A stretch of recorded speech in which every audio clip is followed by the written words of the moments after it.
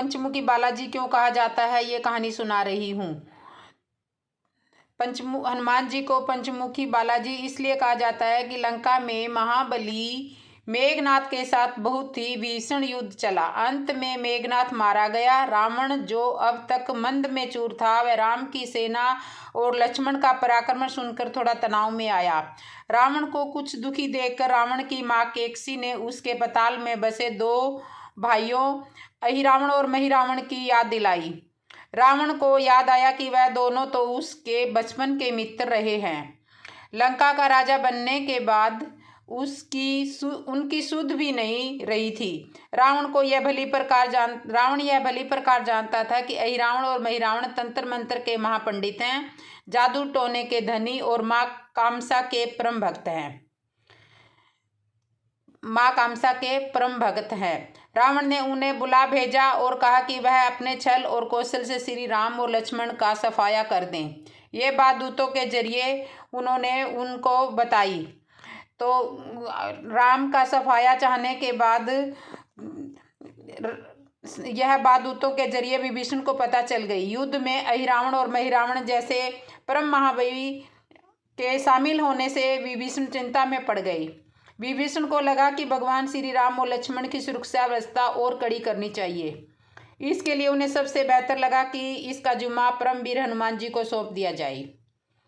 राम लक्ष्मण की कुटिया लंका में सवेल पर्वत पर बनी हुई थी। हनुमान जी ने भगवान श्री राम और लक्ष्मण की कुटिया के चारों ओर एक सुरक्षा का घेरा खिंचवा दिया।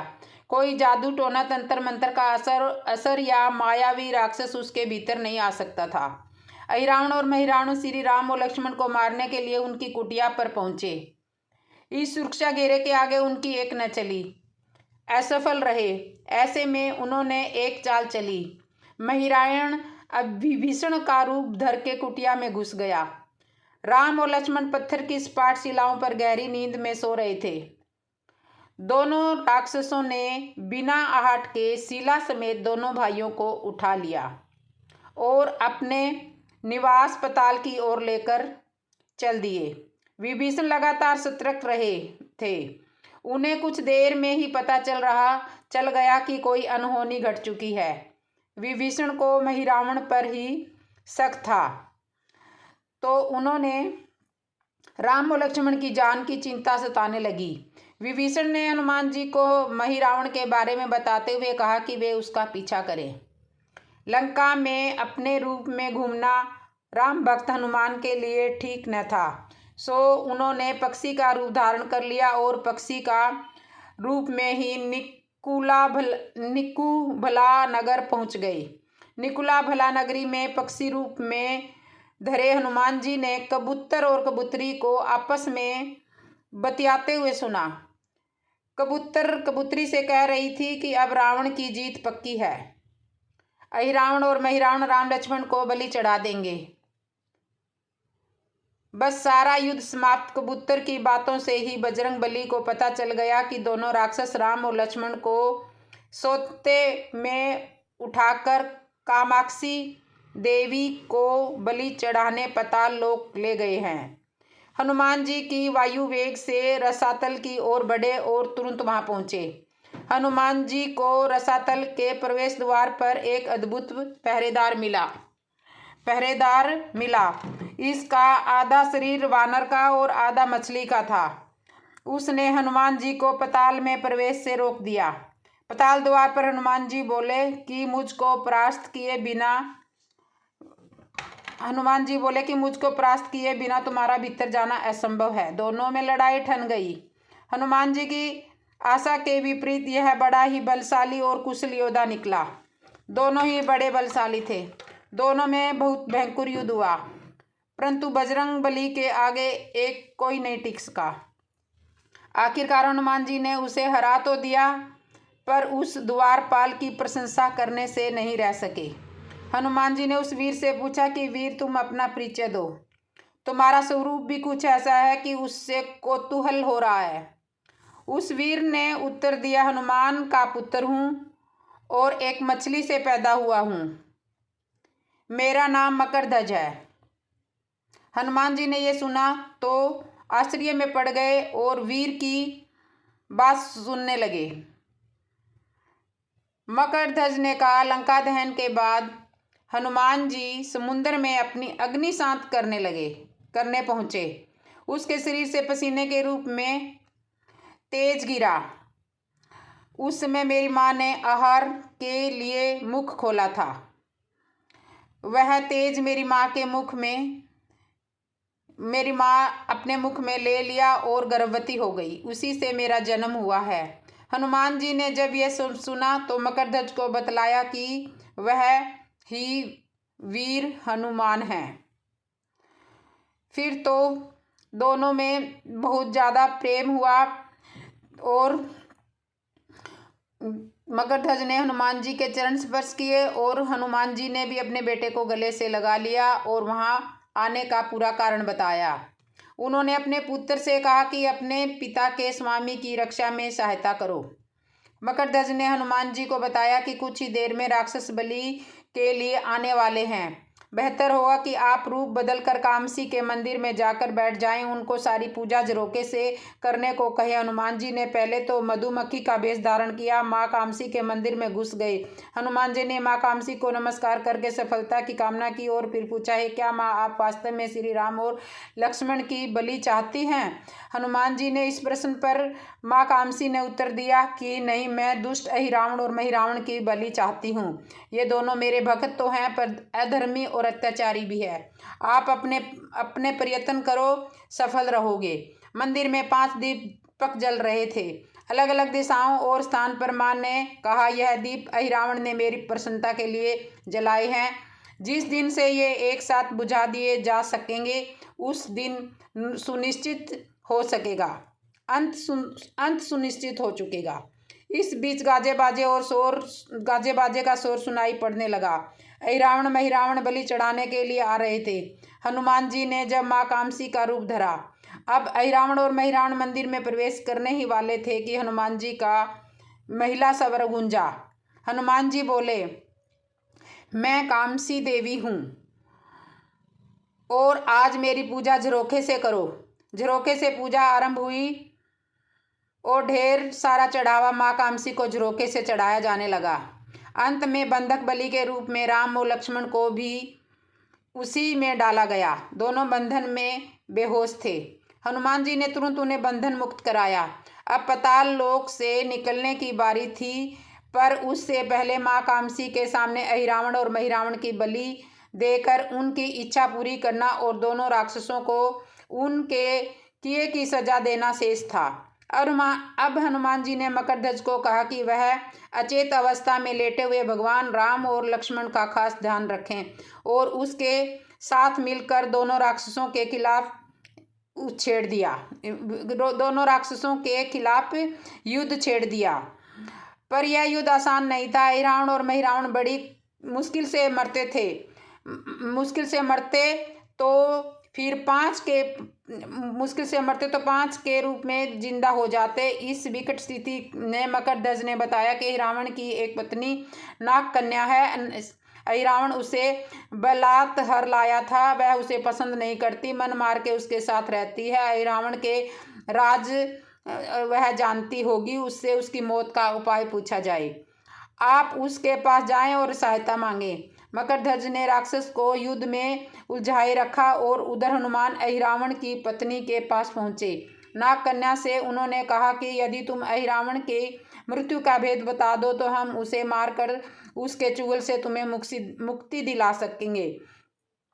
अहिरावण की पत्नी ने कहा कि मैं भेद तो बता दूंगी। मेरा नाम चित्रसेना है, मैं भगवान विष्णु की भक्त हूँ। मेरे रूप पर अहिरावण मर मिटा और मेरा अपहरण कर यहाँ कैद किए हुए हैं, पर मैं उसे नहीं चाहती। लेकिन मैं अहिरावण का भेद तभी बताऊंगी जब मेरी इच्छा पूरी की जाएगी।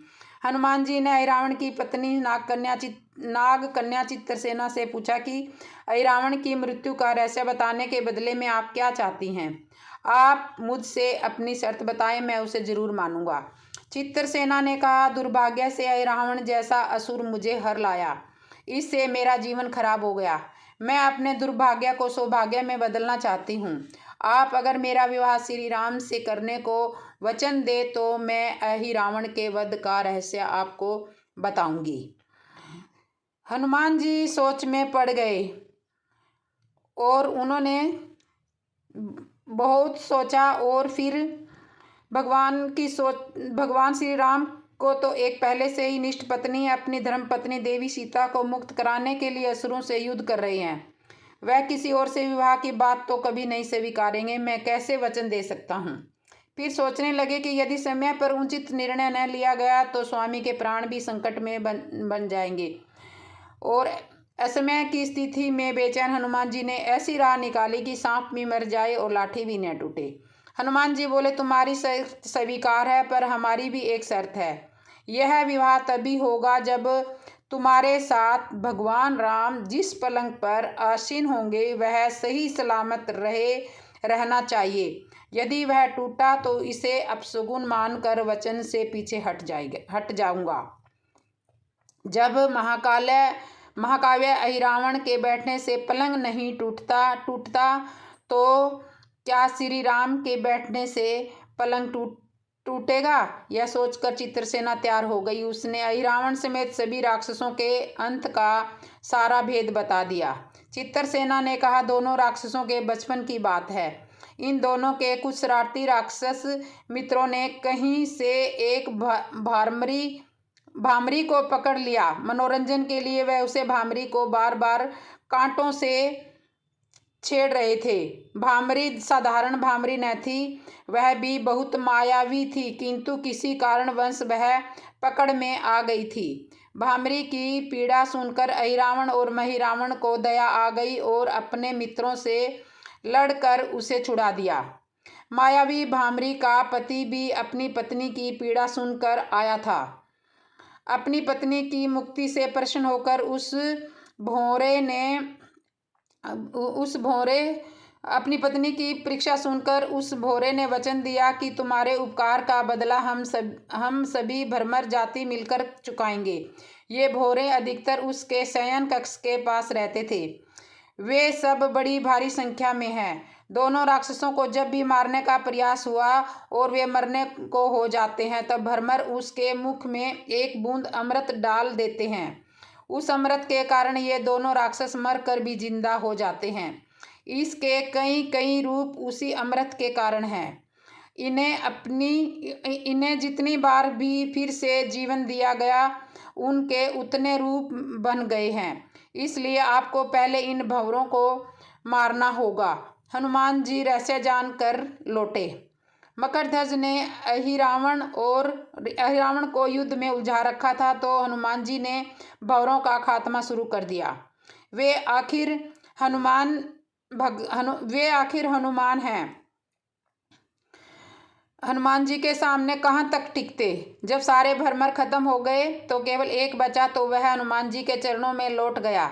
उसने हनुमान जी से प्राण रक्षा की याचना की। हनुमान जी भी पसीज गई। उन्होंने उसे क्षमा करते हुए एक काम सौंपा। हनुमान जी बोले, मैं तुम्हें प्राण देता हूँ, पर इस शर्त पर कि तुम यहाँ से तुरंत चले जाओगे और अहिरावण की पत्नी के पलंग की पाटी में घुसकर जल्दी से जल्दी उसे पूरी तरह खोखला बना दोगे। भंवरा तत्काल चित्रसेना के पलंग की पाटी में घुसने के लिए प्रस्थान कर गया। इधर अहिरावण और महिरावण को अपने चमत्कार के लुप्त होने से बहुत अचरज हुआ और उन्होंने मायावी युद्ध जारी रखा। भ्रमरों को हनुमान जी ने समाप्त कर दिया। फिर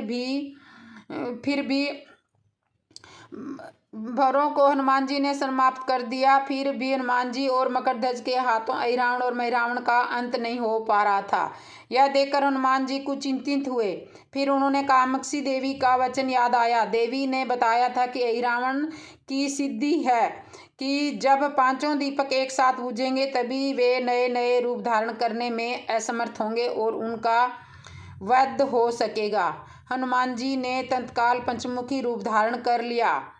उत्तर दिशा में वैराग मुख, दक्षिण दिशा में नरसिंह मुख, पश्चिम दिशा में गरुड़ मुख, आकाश की ओर हव्यग्री मुख और पूर्व दिशा में हनुमान मुख। उसके बाद हनुमान जी ने अपने पांचों मुख द्वारा एक साथ पांचों दीपक बुझा दिए। अब उनके बार बार पैदा होने और लंबे समय तक जिंदा रहने का वक्त चला गया। सारी आशंकाएं समाप्त हो गई। हनुमान जी और मकरध्वज के हाथों शीघ्र ही दोनों राक्षस मारे गए। उसके बाद उन्होंने श्री राम और लक्ष्मण जी की मूर्छा दूर करने के लिए उपाय किए। दोनों भाई होश में आ गए। चित्रसेना भी वहां आ गई थी। हनुमान जी ने कहा, प्रभु, अब आप अहिरावण और महिरावण के छल और बंधन से मुक्त हो गए हो, पर इसके लिए हमें इस नाग कन्या की सहायता लेनी पड़ी थी। अहिरावण ने इसे बलपूर्वक उठाया था। वह आपसे विवाह करना चाहती है। कृपया उससे विवाह कर अपने साथ ले चलें, इससे उसे भी मुक्ति मिलेगी। श्री राम हनुमान जी की बात सुनकर चकराए। इससे पहले कि वह कुछ कह पाते, हनुमान जी ने ही कह दिया, भगवान, आप तो मुक्तिदाता हो। आप तो मुक्तिदाता हो। रावण को मारने के बाद वह भगवान हनुमान जी की इस बात को देखकर चकरा रहे थे। तो हनुमान जी ने सारी बात राम जी को बता दी। तो उसके बाद राम जी सोच में पड़ गए। रावण को मारने का भेद इसी ने बताया था, इससे हम उसे मारकर आपको बचाने में सफल हो पाते हैं। कृपा निदान इसे भी मुक्ति मिलनी चाहिए, परंतु आप चिंता न करें। हम सबका जीवन बचाने वालों के प्रति बस इतना ही कीजिए कि आप बस इस पलंग पर बैठिए, बाकी का काम मैं संपन्न कराता हूँ। हनुमान जी इतनी तेजी से सारे कार्य करते जा रहे थे कि इससे श्री राम जी और लक्ष्मण जी दोनों चिंता में पड़ गए। वह कोई कदम उठाते कि तब तक हनुमान जी ने भगवान श्री राम की बाह पकड़ ली।